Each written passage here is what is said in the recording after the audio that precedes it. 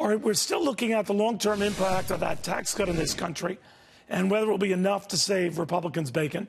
The CEO of Fiat Chrysler is already praising that plan.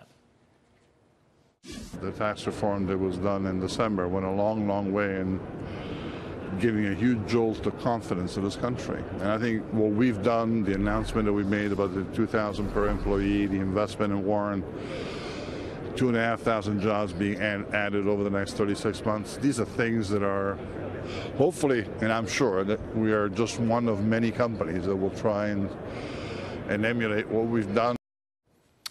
All right, so good for those companies and their workers. Will it be in time and good enough to make a difference with voters at the end of the year in the midterm elections? Former Bush 43 presidential writer Ned Ryun, Democratic strategist Hamza Khan.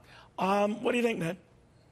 Look, I think. Well, I mean, if you listen, Ned first. Go ahead. I'm sorry. If you listen to the Democrats, they think it's almost inevitable they take back the House. They look at it and say, 23 Republicans are sitting in districts that Hillary won, and we only need to take 24 seats, and a president whose approval ratings are under 50% typically loses 36 seats. I think there is some cause for concern, Neil, if you look at some of the state legislative races that have taken place in red districts, Virginia 13, right, Oklahoma 46, all these. There are some warning signs. At the same time, what are Democrats actually going to run on in 2018? Impeachment? Resistance? Donald Trump's a bad man because he uses naughty words, so put us back in office so we can raise your taxes? I mean, here's the fact of the matter. What we've seen since the tax cut, since we've seen all of his regulatory rollback, which I wish he would get more credit for, is we might be seeing quarters of 4% growth. We're seeing a market that's already getting close to 26, might get to 27,000. We're seeing, according to Treasury, maybe 90% of workers in February are going to see more money in their paychecks. And if wages are going up, if jobs are going up, people typically vote with their pocketbooks. And a lot of people would have to see that discernible difference. Hamza, you're not of the opinion they will, right?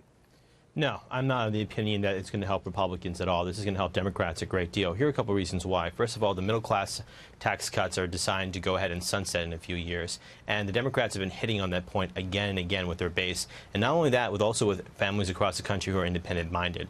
On top of that, the Democrats have a very strong field of candidates running nationwide. That's why they're investing resources in places like Orange County in California, where we didn't originally think we would have a shot to win some seats. And also, because of the ongoing issues that the Republicans have with Latinos, immigrants, and people of color, especially with President Trump's latest statements about countries in Africa and El Salvador and Haiti, there's a galvanization amongst Americans of all backgrounds to get behind candidates who believe in their values of pluralism and diversity. You're seeing it in areas that people didn't expect. On this corporate relief and bonuses for people, maybe that wasn't factored in. Ned, what do you think of that? No, I mean, you're seeing, I think it's 150 companies already, Neil. I think it's upwards of $3 billion in bonuses and pay raises. I mean, we're just starting to see the beginning impact of some of these tax cuts. I will agree it has to be a noticeable net increase in their paychecks. But again, if jobs are going up, if wages are going up, if the economy is thriving, I remember somebody saying in the not-too-distant past, it's about the economy, stupid. And if the economy is cranking coming into the November 2018 elections, I actually think it won't be as bad a year for Republicans as people are saying. So we're 10 months away. I think it is incumbent. A couple things that are incumbent upon Republicans, Neil. First of all, Trump has to understand he is the leader of a national party. Discipline, focus, spreading the message of the tax cuts, but at the same time, Republicans need to understand. He can't do that. He simply can't do that. Get down to the grassroots and make sure they're doing everything they can to build infrastructure. If Donald Trump could be in any single way disciplined about anything he's doing, then we'd have a different story. But you're right about one thing for sure. The fact is that Donald Trump cannot be disciplined. He cannot figure out a message that will unite his party, and Republicans are exhausted. Everywhere across the country, people are exhausted. You could make the argument. He got elected president, defied a lot of expectations.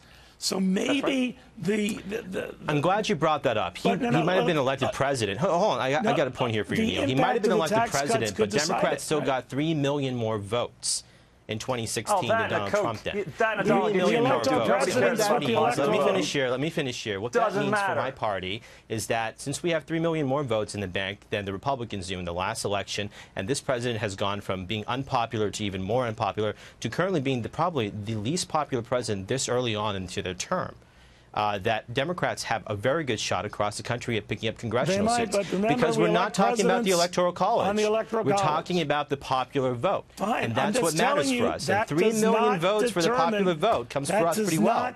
You're fighting an I'm just age-old saying. argument, right? Look, I'm just saying to you, we've got 3 million more votes. At the end and of that the day, means at the end of the day that we can day, win Congress. And not only that, the people vote with their DCCC pockets. is flush with funds. All I know the is DCCC flush with funds. expectations The never DSCC meet is doing reality. great. Expectations never meet That's reality. exactly right, We'll and see. it's especially true about Donald Trump. All right, so Expectations I'm going to put you down did as not a meet maybe reality. on Donald Trump.